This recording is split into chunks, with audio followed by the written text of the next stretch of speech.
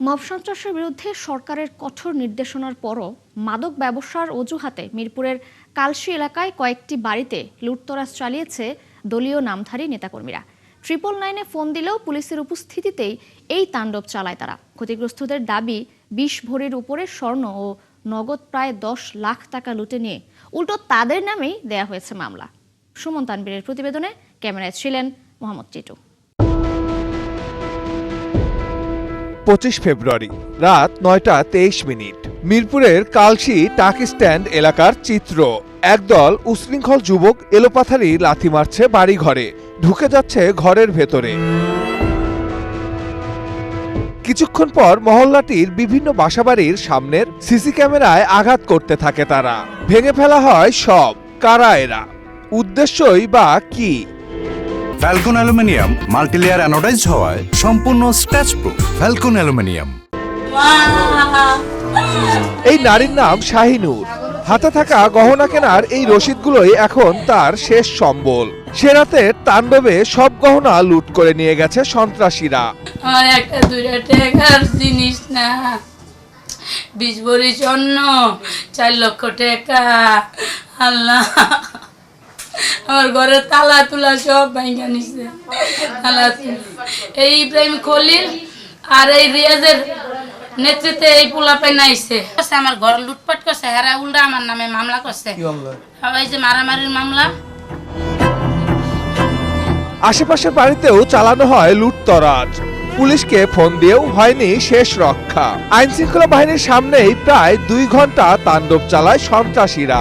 আক্রমণ করে আমার ওই বড় ফুপির বাসা গেছে। বড় ফুপির বাসা যাওয়ার পরে পুলিশে দাঁড়া ছিল, আর আমার বড় ফুপির লাইট নিবে অনেক মারধর করছে। মারধর করার পরে গলায় কানে স্বর্ণের জিনিস ছিল, এগুলি নিয়ে গেছে। পরে পুলিশের আমি পাও ধরে বসছি, স্যার স্যার আপনাদের সামনে কিভাবে মারে?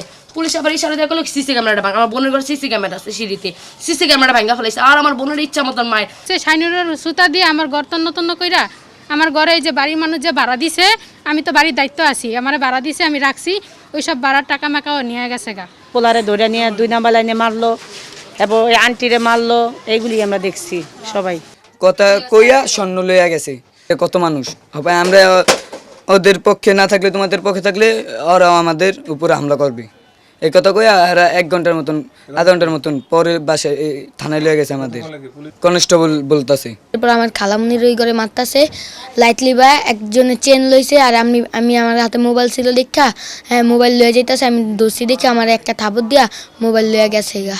যেভাবে অত্যাচার করলো, তো সেখানে আমাদের প্রশাসন ডাক দিয়ে কি লাভ হলো? হ্যাঁ বলে আমাদের কিছু করার নেই, আমরা নিরুপায়।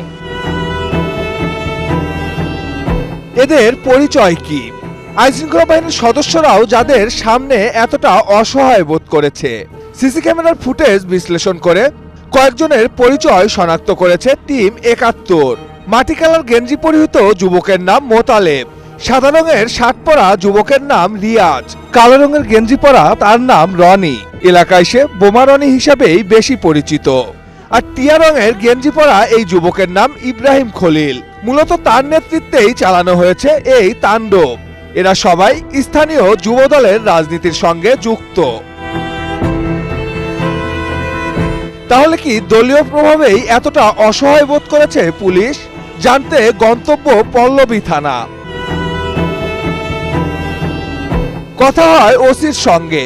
তার দাবি সাধারণ জনতার রোষানলে পড়েছিল মাদক ব্যবসায়ীরা।